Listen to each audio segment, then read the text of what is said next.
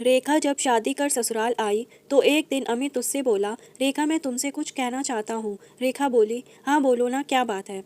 अमित बोला, रेखा मैं जानता हूँ तुम इतनी ज़्यादा पढ़ी लिखी हो और आजकल हर लड़की अपने पैरों पर खुद खड़ी होना चाहती है।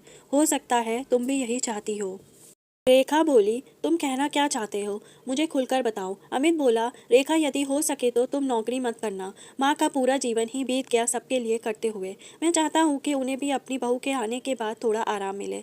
मैंने देखा है रेखा, पहले हमारा पूरा परिवार साथ था। चाचा चाची ताऊ ताई और सबके बच्चे साथ ही रहते थे। जब तक वे साथ रहते थे तब तक चाची और ताई हमेशा काम से बचती थी और पूरा काम माँ के ऊपर ही आ जाता था। रेखा बोली, काम वाली क्यों नहीं लगाई। अमित बोला, काम वाली तो सिर्फ बर्तन और पोछा करने के लिए ही थी ना, लेकिन घर में कितने काम होते हैं तुम तो जानती ही होगी। परिवार यदि बड़ा है तब तो पूछो ही मत। माँ को हमेशा सबने बहुत ही हल्के में ले लिया था।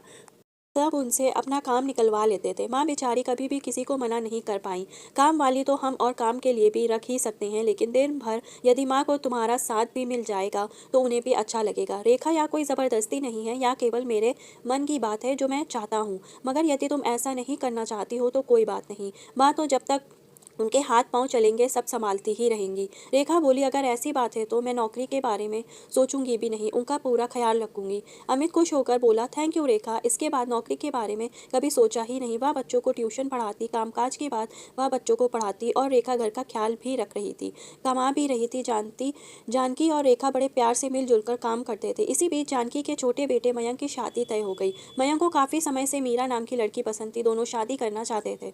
जब जानकी को पता चला तो उन्होंने अपने पति आलोक से कहा। आलोक को लव मैरिज से कोई आपत्ति नहीं थी। वो बोले, बस लड़की ऐसी हो जो हमारे परिवार में निभ जाए, तुम्हारी तरह रेखा का हाल ना हो, बस ठीक है, चलो फिर तैयारी शुरू करो। मीरा और मयंक की शादी तय हो गई। जानकी बस इतना चाहती थी कि जैसे रेखा परिवार में घुल गई वैसे ही मीरा भी घुल जाए, लेकिन वैसा नहीं हुआ। छोटी बहू मीरा रेखा से एकदम अलग थी। मीरा ने पहले दिन से ही अपना रंग दिखाना शुरू कर दिया। वह बहुत कामचोर थी, रोज आराम से सोकर उठती, अपने कमरे से बाहर आती और डाइनिंग टेबल पर बैठ जाती।